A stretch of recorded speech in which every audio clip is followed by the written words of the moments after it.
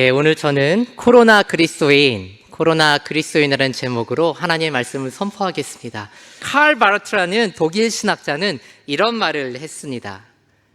그리스도인들은 한 손에는 성경을, 한 손에는 신문을 들고 살아야 한다. 워낙 유명한 말이기 때문에 한 번쯤 들어보셨으리라 생각합니다. 그러나 안타깝게도 이 말 바로 다음에 나오는 말이 실은 더 중요한데 그 내용은 잘 알려져 있지 않은 것 같습니다. Take your Bible and take your newspaper and read both. But interpret newspapers from your Bible. 그리스도인들은 한 손에는 성경을, 다른 한 손에는 신문을 들고 살아야 한다. 그러나 성경을 통해 성경의 관점으로 신문 기사들을 읽어내야 한다. 하나님의 뜻을 알기 위해 우리는 성경을 읽어야 합니다. 그러나 동시에 당신의 뜻을 이루시기 위한 하나님의 역사, 하나님의 손길을 알기 위해서 우리는요, 성경적 관점, 성경의 렌즈로 이 세상을 읽어낼 수 있어야 합니다. 그리고 하나님의 뜻과 하나님의 손길을 발견하고 깨닫고 알고 난 후에는 우리는 우리의 일상, 우리의 삶의 현장에서 일하고 계시는 그 하나님의 선교에 동참해야 합니다. 바로 이러한 관점에서 저는 오늘 여러분들과 함께 요즘 가장 중요한 이슈 한 가지를 성경의 렌즈로, 성경적 관점으로 상고하고자 합니다. 바로 코로나 바이러스입니다. 우리는 지금 코로나 바이러스로 야기된 팬데믹이라는 거대한 폭풍 속에서 고분분투하고 있습니다. 선생님이여, 우리가 지금 죽게 된 것을 돌보지 아니하시나이까? 이 외침은요, 바로 우리의 외침이기도 합니다. 오늘 본문은요, 우리가 코로나 사태 때문에 갖게 되는 여러 가지 신앙적 질문들에 관한 직접적인 답을 주지 않습니다. 그러나 오늘 본문의 사건과 코로나 사태는 인간의 힘으로는 제어할 수 없는 위기 상황이라는 공통 분모를 가지고 있습니다. 따라서 오늘 말씀을 통해 코로나 사태에 관한 하나님의 관점에 대해 함께 상고해 보기 원합니다. 첫째, 코로나 바이러스는 하나님의 심판이 아닙니다. 오늘 본문 마가복음 4장 35절 말씀을 보시면 예수님께서 제자들을 향해 이렇게 말씀하십니다. 제자들이 제안한 여정이 아니었습니다. 예수님께서 친히 저 호수 건너편으로 건너가자라고 말씀하셨습니다. 그런데 예수님의 말씀에 순종했더니 풍랑이 찾아왔습니다. 코로나 바이러스, 누구 때문에 생긴 일입니까? 하나님께서는 절대 주권자이십니다. 그분께서 허락하지 아니하시면 바이러스조차도 마음대로 활동할 수 없습니다. 그러나 이 세상의 모든 불행과 아픔의 근본적인 원인은 죄입니다. 하나님께서는 하나님과 인간, 인간과 인간, 인간과 모든 피조물들이 조화를 이루고 사는 완벽한 세상을 디자인하시고 창조하셨습니다. 인간은 오로지 하나님께 순종하고 하나님의 다스림을 받을 때에만 가장 완벽한 하나님의 축복을 누릴 수 있었습니다. 그러나 인간은 하나님의 그 다스림을 거부하고 스스로 하나님의 자리에 서고자 했습니다.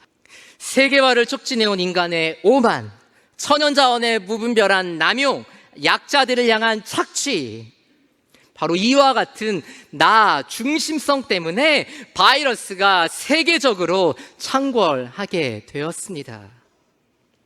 따라서 코로나 바이러스는 인간의 죄의 결과일 뿐입니다.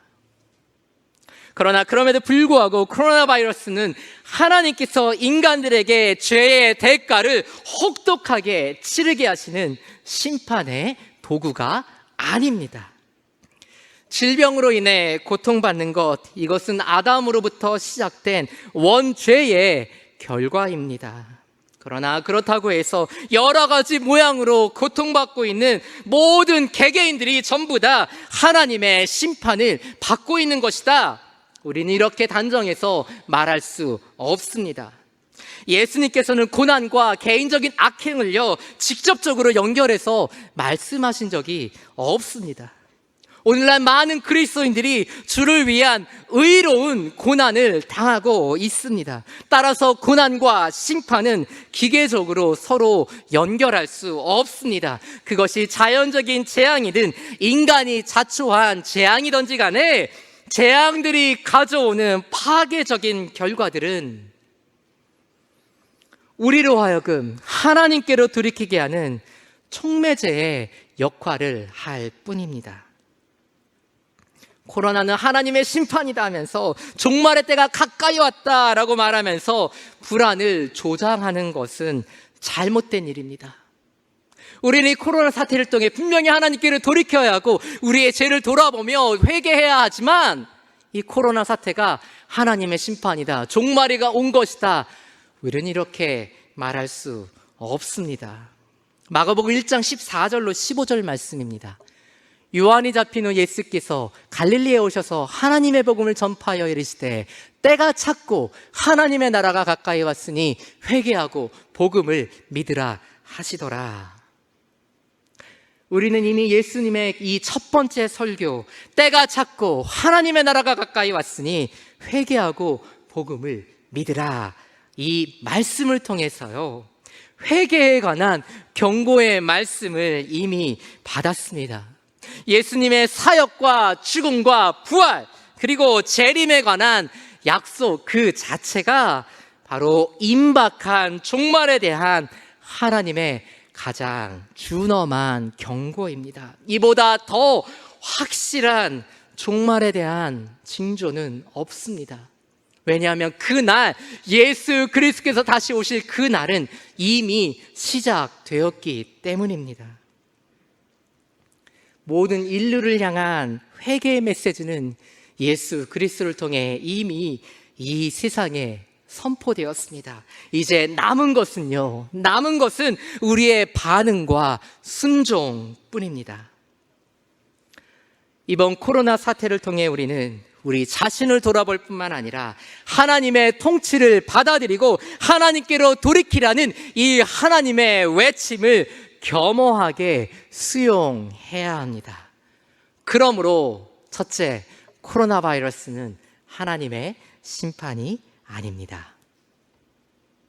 두 번째입니다. 둘째, 예수님만이 환난 가운데 우리의 소망이 되십니다.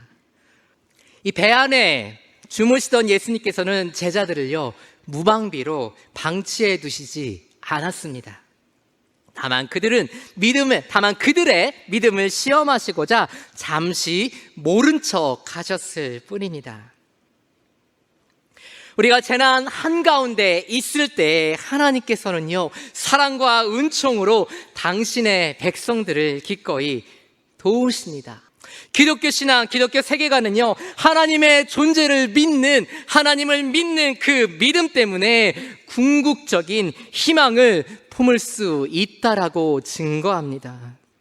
기독교가 제시하는 희망은요 인간의 몸을 입고 이 땅에 친히 오셔서 십자가의 죽음을 통해 죄의 대가를 치르시고 부활을 통해 죄의 저주를 정복하신 예수 그리스도를 통한 선하고 완전하고 온전한 희망입니다. 그러므로 둘째, 예수님만이 환난 가운데 우리의 소망이 되십니다. 그리고 마지막 셋째입니다. 환난 가운데 있을 때 우리는 복음의 빛을 밝게 비춰야 합니다. 제자들은요 아직 예수님께서 어떠한 분이신지를 잘 알지 못했습니다. 그래서 그들은 그가 누구이시기에 바람과 바다도 순종하는가 라고 놀라워했습니다. 예수님, 그분은 누구이십니까? 하늘과 땅의 모든 권세를 가지신 만왕의 왕이십니다. 그래서 바람과 바다는요, 예수님의 그 명령에, 창조주이신 그 하나님의 명령에 순종하고 순복할 수밖에 없었습니다.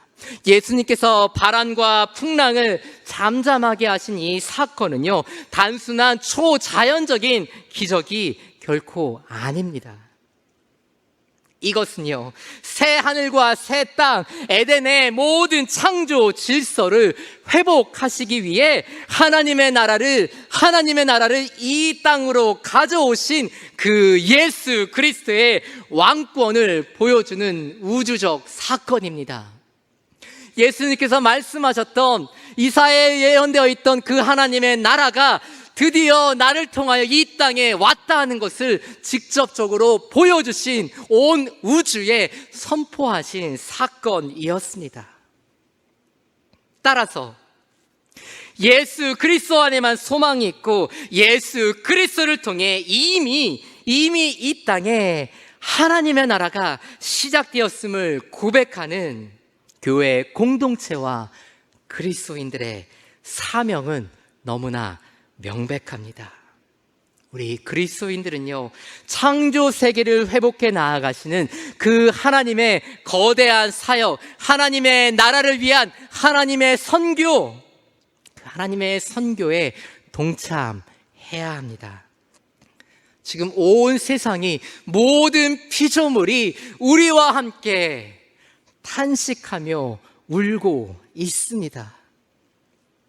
그러나 우리 그리스도인들은 예수의 이름 안에 영원하고 안전한 소망이 있음을 믿습니다. 그래서 이미 예수 그리스도에게 속한 우리 그리스도인들은 고통받는 자들과 함께 서서 그들의 눈물을 닦아 주어야 합니다. 예수님께서 나사로의 무덤 앞에서 눈물을 흘리셨던 것처럼 우리도 이 세상과 함께 애통해하면서 오직 하나님만이 우리의 소망이 되시고, 오직 예수 그리스도만이 우리의 구원이 되심을 고백해야 합니다. 선포해야 합니다. 그러므로 셋째, 환난 가운데 있을 때 우리는 복음의 빛을 밝게 비춰야 합니다. 결론의 말씀을 드립니다. 사랑하는 성도 여러분, 만군의 여호와께서 우리와 함께 하십니다. 야곱의 하나님께서 우리의 피난처가 되십니다. 그러므로 이제 우리는 우리의 모든 생각과 염려들을 내려놓고 잠잠하게